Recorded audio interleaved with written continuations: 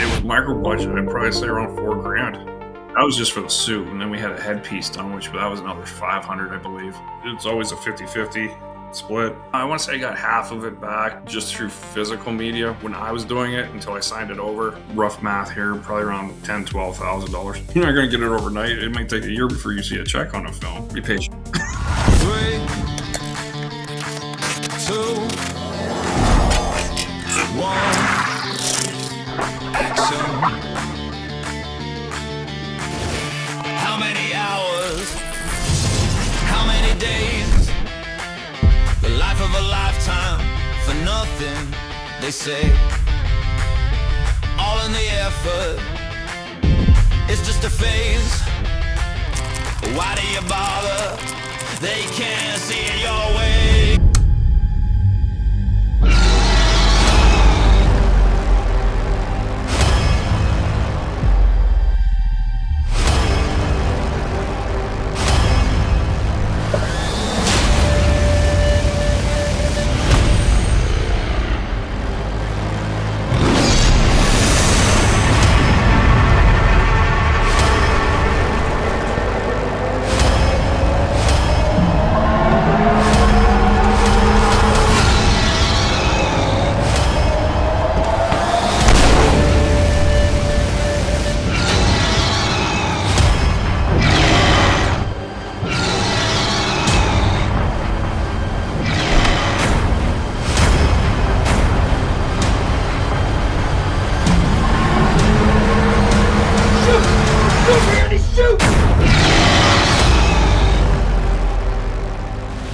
Welcome back to Masters of the Micro Budget, presented by FilmHub.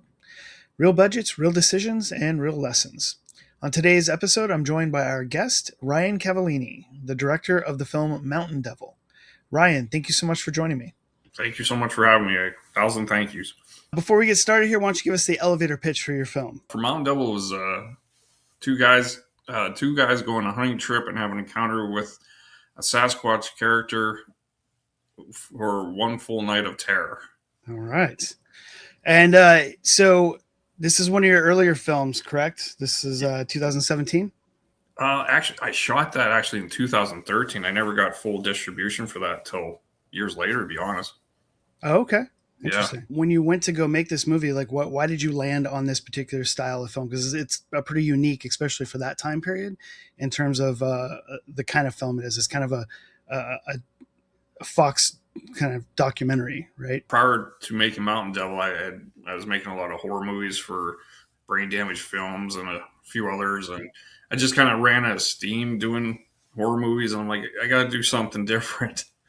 So one night I was just looking up cryptos and what have you, and it popped up Bigfoot, and I always thought Bigfoot was like a West Coast thing. I never thought it was in Pennsylvania, so I started reaching out to all these Bigfoot groups, and this one group got back to me, and his name was Denny Calise and his wife Colleen, and we're still friends to this day. So they drove up and we met, and they drove me all these locations that weren't really far from me, and were telling me all these Bigfoot stories. I'm like, wow, this is a movie right here. And I didn't want to do it as just like a regular horror film. I was actually just filming them that day. I'm like, right here's our story. It's really about these people going out and looking for Bigfoot, really.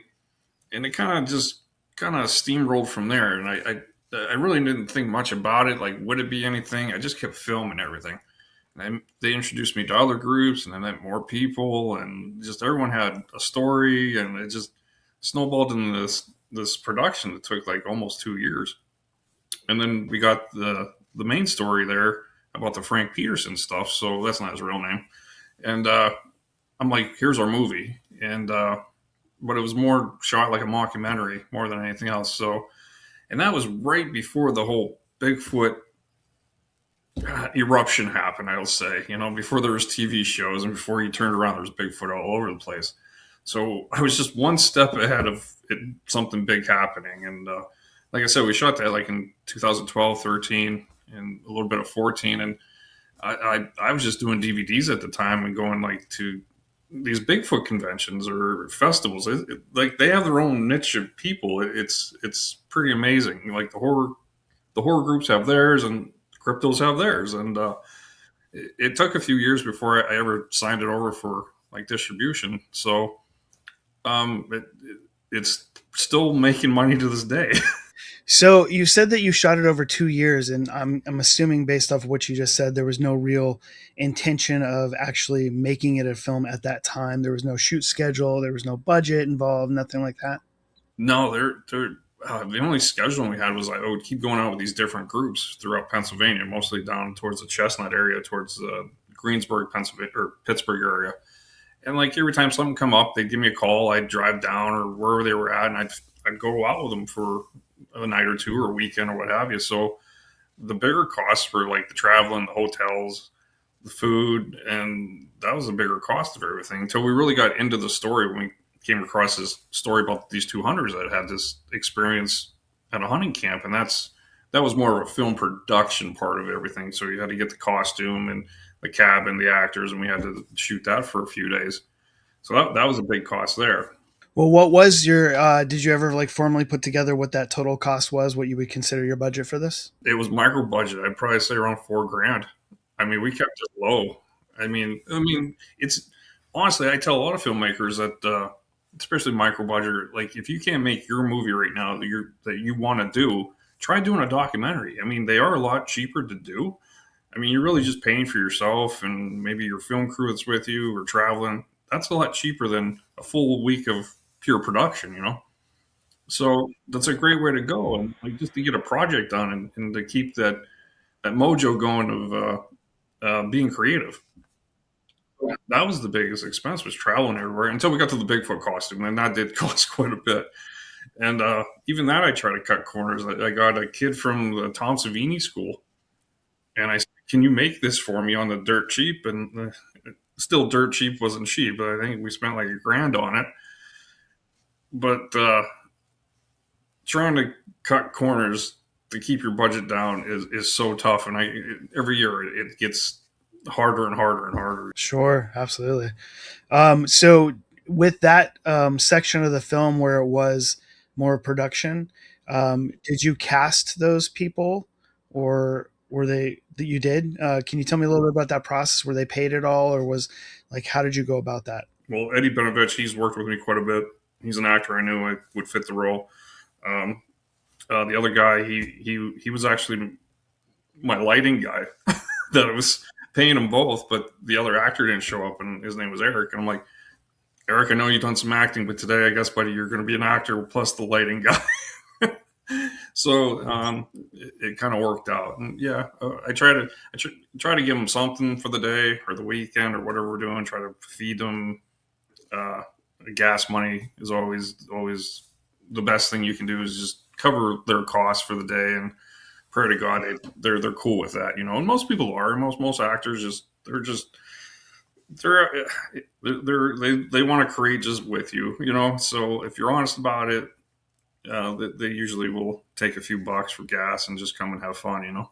And how many days did you shoot that production part of it? I say we did it in 3 or 4 days. And did you have to pay for your location? It was a cabin we rented towards the State College, Pennsylvania area. It was this older gentleman who had this cabin, cut me a deal, and it was out in the middle of nowhere.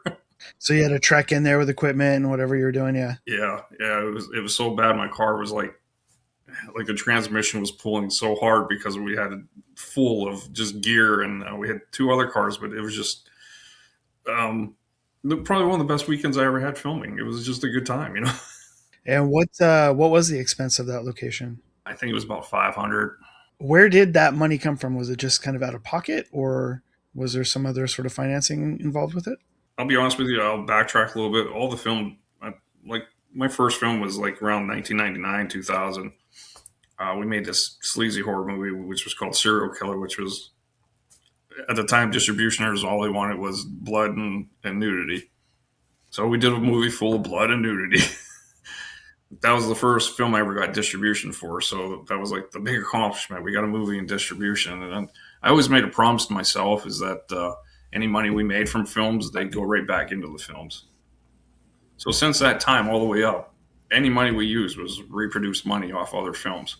Now there's times where I threw my own money in just because I wanted the sequence to go a certain way, or just to pay off something, or stay afloat. So I've been fortunate enough that all the films I've been doing have been just recycled money. So getting up to Mountain Devil actually kind of saved some money because it was kind of a cheaper production to do since it was documentary style. So a lot of that money was just recycled money from all the years. And to this day, I still do the same thing. We've generated enough that we have a decent amount of money every year that we can say, hey, let's go make another movie. We're not getting rich off this. We're not quitting our day jobs, but it's enough to be like, hey, we have enough to cover expenses. Again, you got to keep those expenses low. We're micro budget. We're not big time, and we're pretty good with watching our costs, And with this film, or I'm not sure like where it kind of lands on the spectrum of how many films that you've done, but was there ever any consideration at any point to do like any sort of crowdfunding or looking for investors for this, or was it just kind of like, we've got the cash, we're just going to do this? No, I've never done any crowdfunding. Knock on wood. I have nothing against crowdfunding if it's done right. I do have it's a double-edged sword. I'll be honest with you. If you're an honest filmmaker, and you're doing it for the film, please do it for the film. So hypothetically, you raise, I'll just say $20,000 to make your movie. I'm hoping you're using 20 grand to make that movie, and not taking $5,000 to go make that movie. I'm going to pocket the rest. I see that quite a bit. So if you're going to give money to a filmmaker, please do your background search on them, look into it a little bit more. I see it happen way too often. I'm not going to name names, but I mean, they basically pocketing your money to pay their bills. Is that right? No, not one bit. That's why I've never gone GoFundMe or anything like that. If I'll find the money to make the movie myself. What I want you to do is rent it, buy a copy, or stream it. Just watch it. That's enough for me. I appreciate that much. Because you do see a lot of films that raise a good amount of money, and then when you see the end product, it's like, that doesn't look like that that kind of a budget, So, and like, not that I would be, I probably wouldn't invest in one of them, but it would be more reasonable if they did put on the listing, like, X amount of dollars is going to the producer fee or something. At least it's honest. But still, like, if you're crowdfunding like that, yeah, it gets a little shady, a little complicated, I think, and I think it leaves a lot of bad taste in a lot of people's mouth that have been supporting filmmakers, and makes it harder for other people. Oh, absolutely. And the other problem is it's kind of a lie. Like, oh, you can GoFundMe, pay me this amount, and I'll give you a producer credit. Well, it's not what a producer does at all. So these people giving money to GoFundMe is they go credit up their IMDb page. All they did was fund it or donated money to do it. You didn't do anything. You don't know what producing is one bit. Would you consider crowdfunding in the future? No. Have you ever done anything sort of similar within your company, offering like perks or anything like that, and taking donations or anything like that? I see a lot of filmmakers doing that now outside of the crowdfunding, where they just accept donations and in return give a copy of the movie or T-shirts or something like that. No, but I do push it pretty hard when we go to conventions, like buy T-shirts or DVDs. I'm probably the worst person there. Like, hey, buy our shit, That's the best way. I have a golden rule too, as my job is that a lot of my actors, they're doing it for gas money and food for the day. At the end of the day, or end of a production, I always make sure every one of them gets a copy of the movie, maybe a T-shirt. That's the least I can do. And I have actors who have acted in other movies, and we go to the premiere, and I'm like, that's great, you just got to watch it, but did you get a copy of it? Well, no, they want us to buy it or stream it. Well, that's not right. And that's another irritating thing that gets to me. I'm like, at least they could do is, bang out 50 copies and give everyone one. DVDs are cheap nowadays to get done. There's no reason why you spent the time. At least give me a DVD at the end of the day, Sure. So, more or less like conventions, expos. I do quite a few of those. And I'm a horrible salesperson. I'll be like, you come here, buy my shit. Sounds like you're a good salesperson. Very straight to the point. Yeah, Product, take money, give. we need to pay for the next one. A few bucks extra would help out. Is there particular conventions that you deem more fruitful than others? For the longest time, I was doing a lot of the Bigfoot expos and conventions, and then lately, over the years, I kind of went back to the horror group conventions. There's a lot of great ones in Ohio, Pittsburgh area. It's funny, we did the Bigfoot films, and they did so many of the crypto events, and I have to say, I'm not trying to be mean, but it's a different group of people. So I'm like, I gotta go back to the horror group who were a little bit more normal. But I'm not trying to be mean. It was just every time we'd go to one, someone had a Bigfoot story they had to tell me, and I'm just like, buy the DVD and you tell me it. Yeah, and like some of them are like, I'm like, I'm not trying to be mean. They're all good people. It's just we did better with the crypto like conventions and whatever. It seems like it's a niche market of people that just love that stuff and they eat it up. I think more than the horror group people do. So they'll grab copies of anything and watch it. So if you're a filmmaker, I highly suggest finding that niche, maybe of some type of monster, and it's a good way to keep a funding going or make a movie. Considering the cost, because from my experience, going to conventions can be kind of costly to rent a table and that sort of thing. Do you often find yourself coming out in the positive? I've narrowed it down over the years of which ones yes and which ones no. Yeah, if you're a filmmaker and you decide that's a good route to go, which I do, you should be out, soliciting your stuff. The crypto end of stuff, it seemed like the tables are a lot cheaper. A few of them I sold out of stuff. The horror convention seems to be a little bit more expensive, so be more choosy of which ones you go to. I mean, tables used to be $50 back in the day. Now they're like $250. Now yeah, and plus your hotel, your driving, your eating. I mean, that can add up pretty quick. So be very choosy where you go. If you're going to do a horror convention, I always say do a big one because that's where we seem to work. Make out the best, like Pittsburgh or for me in Pennsylvania, it'd be Pittsburgh or Harrisburg area. Those conventions are pretty big. So when you start doing those mom and pop ones, not that they're bad to do, but they can add up and you're not kind of making the income back. I always say go do them anyway. Like don't get a table, but go anyway. It's a great way just to meet people and just to get talk to other filmmakers, see what they're doing. So with your crew and your cast and things like that, I know that you talked. They basically do it out of the love of making projects and things like that, and you try to take care of them with travel and feeding them and things like that.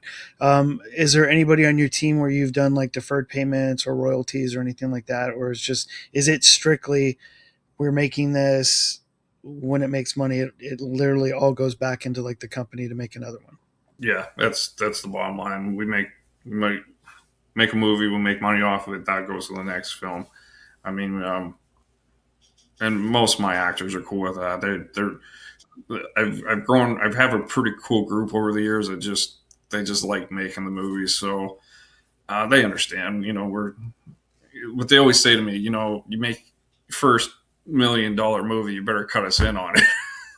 That I said, fair. That's fair. That's fair enough. We'll do percents at that point, or heck, I said maybe if we hit 100,000, I'll cut you in. But we're still so micro budget. It's not even worth the time. I mean, and I would love to, but it's just it's not feasible at our level at the time. What's the budget range that you're kind of working in at the moment? I still keep our budgets pretty much between $3,000 and $5,000. Yeah, I mean, some people look at me and laugh. They're like, "How do you even make a movie like that?" I'm like, creative writing. You just got to be creative about everything. And that's particularly why I like Mountain Devils, because it like the quality look of it makes sense. You found a way to make that look right, the way it would look if you're doing a movie like same sort of scenario as Blair Witch Project, right? But the thing that really, really works with Mountain Devil is that the people are very genuine. They're not. I didn't know that they weren't actors until just talking to you right now. Like I watched this movie as if everybody in this movie is an actor, and it's just made as a mockumentary kind of thing. But as I'm watching, I was like, wow, these people are really good. Like they're believable, and that's what really sells the movie. Thanks. Thank you. It was back when you shot on digital video. Mm-hmm. Yeah, I think I saw XL1 in the somebody using XL1 in the Yeah. background or something. Okay, Yeah. Yeah. So it's really outdated, but that's good. So I know that this is a very unique project, but you did spend a little bit of money on production for a certain piece of it. Could you tell me, and I know we talked about it a little bit, but can you tell me your top 3 expense categories? I think you said travel was one of the biggest ones. costumes, yeah, like the Bigfoot outfit was a big amount. Um, that was just for the suit, and then we had a headpiece done, which that was another 500, I believe. Um, and I guess food and lodging was the third one. You know, we did travel a bit and stay in hotels and what have you. And was it the same person that made the suit as made the headpiece, or is that different Yeah, sort of like? yeah. Okay. I had the same kid do the same thing, and he's like, "Well, now I got to hit you with the headpiece." I'm like, "Damn it! I thought that was included, and it wasn't." Was there anything that sort? Well, I guess that kind of answers this question. Is what's the biggest surprise expense that you had? Sounds like the headpiece might have been. Yeah. Well, you know, artwork that costs money too, and it all adds up. Like probably back then things were a bit cheaper, and nowadays things you can get done a lot cheaper. But the traveling, I think, was like the biggest part because we stayed in so many hotels and drove all across Pennsylvania and spent time with these people. And um, I always tell filmmakers, like, if you can't make your feature film, go make a documentary. For sure, yeah. It's a good piece of advice, especially if they're just starting out. Haven't made one yet, yeah. So you spoke just very briefly there about post production with posters and whatnot. Um, did you kind of plan for that with this movie? Did you plan anything for post production or for distribution? No. um, we had one huge premiere here, and at the time, I really wasn't sure what to do with the film because a lot of distributioners just wanted horror movies, and they weren't really looking at documentaries. And that's how I played it off as a documentary, which was my fault. I should have said it was more of a mockumentary, which it is.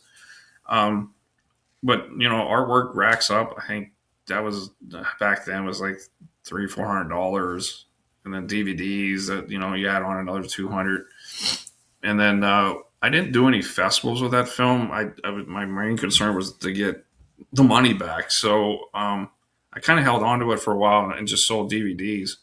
So it took a little while to get that money back for that film, but as soon as we hit distribution, which we went through Wild Eye releasing, I which most distribution deals you're thinking it's going to be a couple years before I see anything, but within actually the second quarter, we were making money back. And Rob, who runs Wild Eye Release, he's like, Mountain Devil's doing well, buddy. And from there out to this day, I still get checks from Mountain Devil. That's interesting. So how did you? I want to dig into Wild Eye a little bit because I hear negative things about them quite often. But you are the second person that's been very positive about them, and I'm all for that. Like if they're a good company, I want to say it. I want to put it out there. How did you end up coming across them? What was the process of that? I honestly don't recall. It was probably some internet Googling, and I ran across another friend of mine who was making films suggested I go to Wild Eye. So sent Rob an email, sent him a screener. So yeah, I'll take it if you want to, try. Streaming was just kind of coming into the picture at the time. I'm like, all right, let's give it a whirl. And I've never had any bad experiences with Wild Eye. Rob's been really good to me. Anytime I email him about something, he gets back to me. I've always received funds on a regular basis. So when we got to Mountain Devil 2, he's like, yeah, I want that before I even had it done. So, and then we got to the third one. He's like, I'm going to take it. So then we got three in there in the rotating of everything. So, our yearly money went up. So we had more funds to make other films. Over the years, though, since FilmHub came into play and a lot of these other ones, and now I kind of spread my stuff out a little bit. I don't keep it all in the same nest anymore. I do a lot myself, or I have stuff kind of spread out. I still do stuff with Rob. It just depends on the project, and if I'm not sure where to go with a project. So a lot of times I'll also I'll shoot a project that I know is going to make money. Like I know this will make us money because this is going on. And then I'll take maybe the next project is just a passion project that I want to do, and I know we're not going to make shit on it.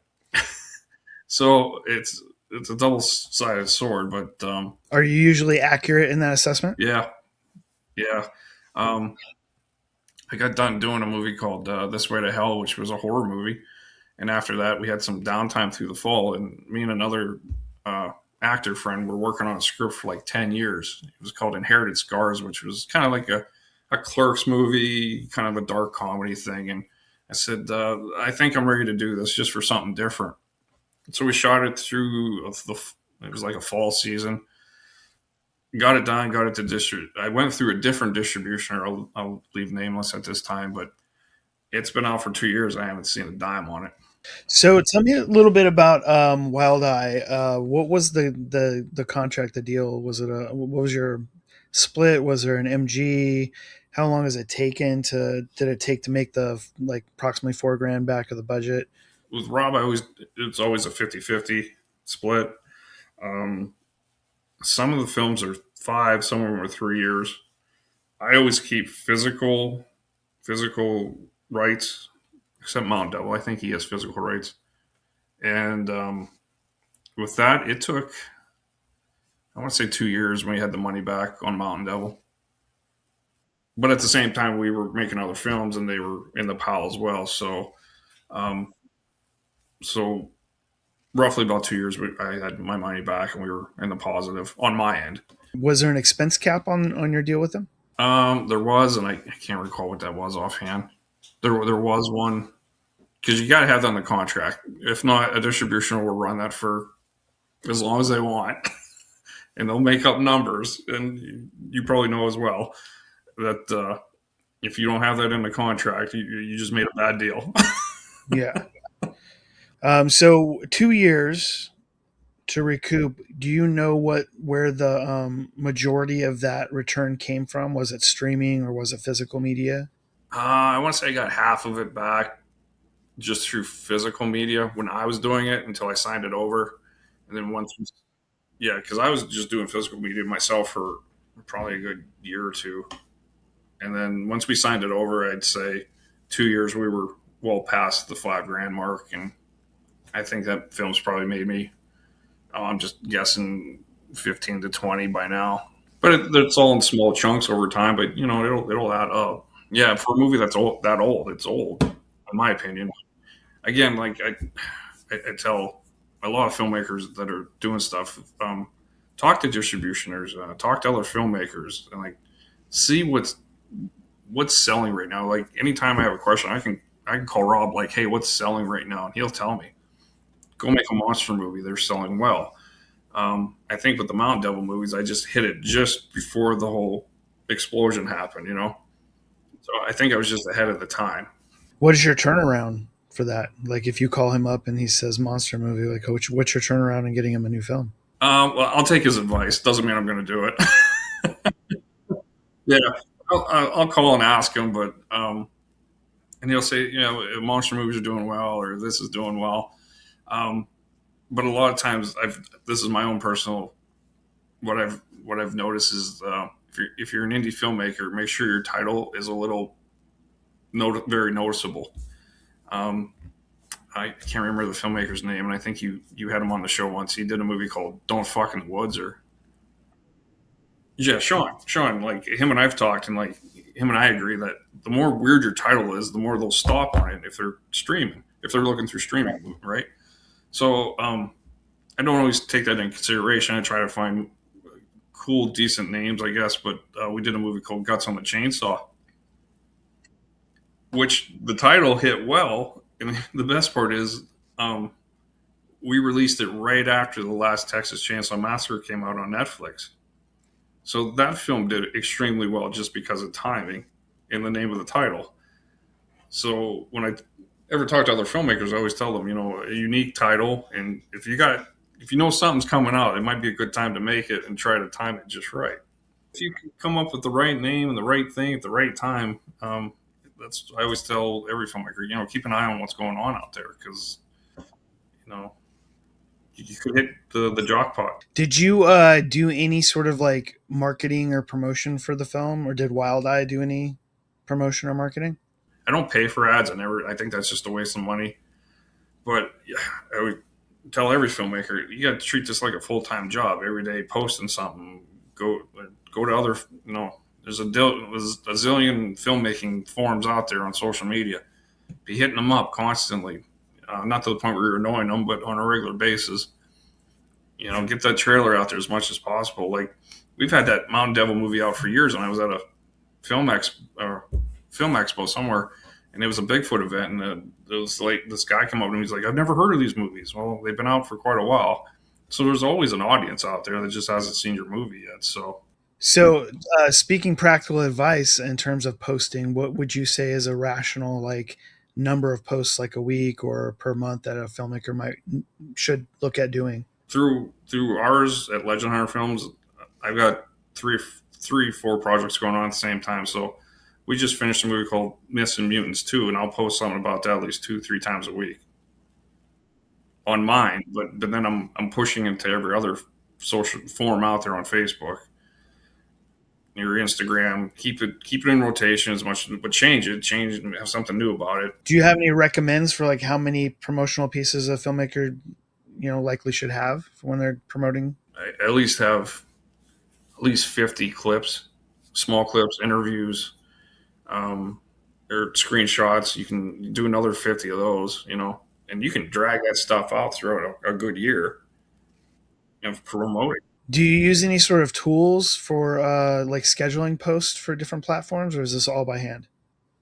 Regularly through our normal one, Legend Hunters, and then you can shoot it out to others, how many pages you want that going out to. And then once it's up for a while, then I'll hit it again to different post areas and filmmaking, horror, you name it. I'll try to put it somewhere, Yeah. So, like, as a filmmaker, that's like your second job. I mean, A, the movie, but B, you should know the business end of things. Of like, now you gotta promote this, your child.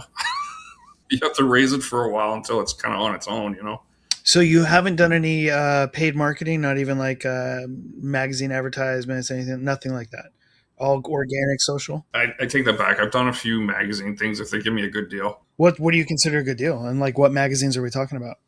I just did one for Horror Junk. I think that was I think it was $50 because he had a few empty slots, and that's a pretty cool magazine. So I said, "What the hell? Let's do that." Back in the day when Fangoria was out, we've been in that quite a few times. A lot of those type, I don't really pay a lot much to. Do you ever try to negotiate with them the rate? Oh, all the time because I'm just cheap. Oh, yeah, okay. And it works though. If it works. Sometimes if they're desperate to sell that slot, maybe all right, fine, we'll sell it. We need it in. The bigger side of things is people that'll do reviews for your films. Like, I will send a free copy and a poster. Anyone that'll just review the film and post. And there's a dozen different reviewers out there, and they're all horror hounds, and they want to see this stuff. So. Okay, and film festivals, did you say? Did this one go out to festivals? Mountain Devil hasn't, but I've been in film festivals before, and I've learned over time that it's kind of like crowdfunding. Please do your research on film festivals. I've run into it too many times of not good ones. There's one in Pennsylvania, I'll leave nameless, but I thought they were decent people. And here I figured out that they were having this film festival and they were taking the funds from all the movies that they were getting turn around and go and making their own movie, and they would just have a showing, and that was the end of it. Like no promotion, no nothing, no newspaper, no nothing on social media, nothing about the film festival where you ended, blah blah blah, nothing. I'm like, basically, I got robbed, and that's the end of it. So they can go make a movie. So be very careful of film festivals and who you're giving your money to. Like, make sure they're legit. Make sure they're using the funds for the festival and not for their own needs. It's good advice. Going back to the production of the film, what were you think was your biggest constraint in terms of like your budget and the shooting process of the film? What could you use more money for? Oh, I wish we would have had more money to do a better Bigfoot costume. I mean, I did look into it, but I mean, them were thousands of dollars to get a Hollywood level suit made. You know, I wish I could have filmed it quicker, but I was kind of under their thumb of when they're out doing stuff. So it was a lot of waiting, so we had to wait to travel, which cost money. And I'm like, or we'd be back in the same area a month later. I'm like, well, if we would have just shot all this one long weekend, I would have had it all. But we had to like kind of space things out scheduling wise, which kind of cost more money to do. So it was just a scheduling problem, really, more than anything that cost more money. When you went with Wild Eye, were there any sort of like specific deliverables that you had to give them or spend extra money on, things that they needed, whether it was captions or dialogue lists, errors and omission insurance, things like that? I pretty much had everything. The only thing I had to pay for was a hard drive to send to them back then, because the technology wasn't up to date to just send everything electronically, I guess. That was the only thing I had to pay for was a hard drive. They didn't require errors and omissions? They never asked for it. So that was one thing I didn't have to worry about. Everything else that you should have as a filmmaker in place. So, I mean, that's one we kind of like, Right. Yeah. With Wild Eye, did they take worldwide rights? Yes, with that film, yes. I want to say, I believe all 3 Mountain Devil movies, yes. Did you ever see any foreign sales out of it? I don't recall offhand. I don't know how strong of a worldwide presence they have. I know they don't do like cans or anything like that, or go over there and try to sell them to other countries, but I don't recall anything worldwide. And how often do they report? Twice a year, once in October and once in March. And you've never had any problems receiving reports or any of that kind of stuff? No, and I've heard other filmmakers say they had problems, but I think it's, I don't know. Everyone has their own experience, I guess, with groups. I mean, if you ask me about brain damage, I'll give you no, it wasn't a good experience. Yeah, I had a film with them as well. Like, I definitely know that one. Still no, Darren, but would I give them another movie? No. With Wild Eye, yeah, I've never had a problem though. I mean, I could email him; he'll get back to me. We've had phone calls talking about things, and I don't know. I bug him a few times a year, and that's it. So I think he's happy that I'm one of those filmmakers, not constantly bugging him. I'm like, just you go do your job, I'll go do mine, and go make another one, and let's just have fun and make a movie and make some money. Really, you know. Now, you did talk about sort of like spreading things out, right? You do a little bit of FilmHub, other distributors maybe. What is the core reason behind, if you've had a successful run with Wild Eye, why would you take a movie to FilmHub or somewhere else? I shot a movie called The Devil's Hacksaw, and I did take it to Wild Eye, but he was scheduled out for almost a year and a half before he could release it. And I didn't want to wait on that. I'm like, that's just too far out. So at the time, I kind of wanted to try FilmHub and aggregators myself. And so that's a whole different world to learn. But once you learn it and you're in it, you're cutting out the middle guy now, and it's just you. And you're just kind of at their mercy at FilmHub. But hopefully they're going to promote your film and get it in the right, streaming. And I did have a bad experience the first year, but that was completely not their fault. I had some hacking going on and like people taking over my account, which that's out of their hands. It's just life in general.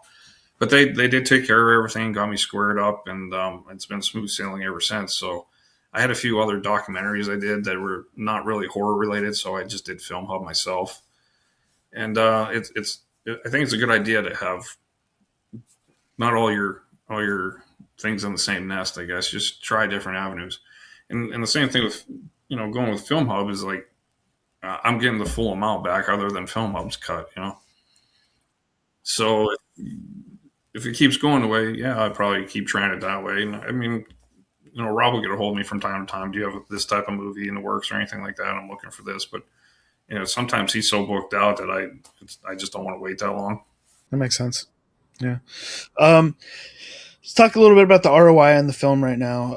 I know you mentioned that you recouped your budget within the first 2 years, and it's still making money. What is your total ROI after your budget has been paid back, after your expenses are done with? What is that total amount that you've made? I'm just rough math here, probably around $10,000-$12,000. That's good. That's a damn good percentage. Yeah. It takes time. It takes time, though. But I mean, that's the one thing filmmakers got to realize. I mean, you're not going to get it overnight. It might take a year before you see a check on a film. So be patient. Right now, to date, what would you say is the highest grossing platform that the film is on? Whether is it still physical? Is it streaming now? Like, is it specifically, does the reporting show whether it's doing well on like Tubi or Amazon or something like that? Streaming's still number one with all my films right now. Right now, I would say Tubi and Amazon are still the leading two groups. There's always new groups coming up. There's Bloodstream TV's come out. That's for a lot of indie filmmakers and stuff. I can see that being a good avenue. I have some haunted documentaries on Paraflex, which is kind of like this whole ghost channel. I think the more channels that open up where they're just asking for films directly are going to be powerful things down the road. You're kind of cutting out the aggregator and you're going directly to the channel now. So I'm hoping within the next year we see more income from individual channels than we do going through an aggregator. That would be nice. We're getting towards the end here, and this is the lessons portion, where we can. You've already given us quite a few lessons actually that are very useful. But is there anything that you would have done differently with Mountain Devil? Back filming it. Yeah, I wish I could go back and re-edit the whole thing. Yeah. I think I just wish I could re-edit it. I think the pacing is horrible, and there's other material I think could have been highlighted better. If you could go back to the very first day of filming, and you pick, because I'm not sure how much it makes sense in terms of like what you were initially doing, which was a legitimate like documentary almost. And if you could just, before the camera rolls, give yourself a piece of advice, what would it be? Have fun, enjoy it. I mean, why do we do this stuff? Why do you and I do this stuff? I mean, for me, I always say it's my happy place. Like every film I've ever made, it's the journey of making it from start to finish. And I always say some of the best memories I have in life are making these movies, and therapy. So, just enjoy the moment. Don't worry about the rest. It'll all work itself out. Just enjoy the moment of what you're doing. Will there be a Mountain Devil 4? Actually, I have a synopsis written out. I have an idea in mind, and it's just finding the time to film it. Yeah, it's on the to-do list. I don't know when, but somewhere down the road. All right. We'll keep a lookout for it. Well, tell us, the folks at home that are watching this right now, where can they find you, keep up to date with what you got going on, and where is the best place for them to check out your film? Of course, all the social media platforms. It's either Ryan Cavalline or Legend Hunter Films. We have a website, which is legendhunterfilms.com. Most of our films are on Tubi or Amazon or other different streaming outlets. If you type in a film, you should be able to find it somewhere. I can't keep track of them all anymore. When you've got that many films, Yeah, I mean, they're just I can't keep track anymore. how many are you up to now? Probably I've shot in over 25 films, but I'd say about, I don't know, about 15 of those are still in distribution. Well, Ryan, thank you so much for joining us. I appreciate your time. Some great advice, I think, that's on the table. And I look forward to, I've only seen the first one so far, but I look forward to watching the others as well. And I'll keep an eye out for part 4. I appreciate you. 1,000 thank yous for having me today. All right. Thank you, sir. Thanks, bye.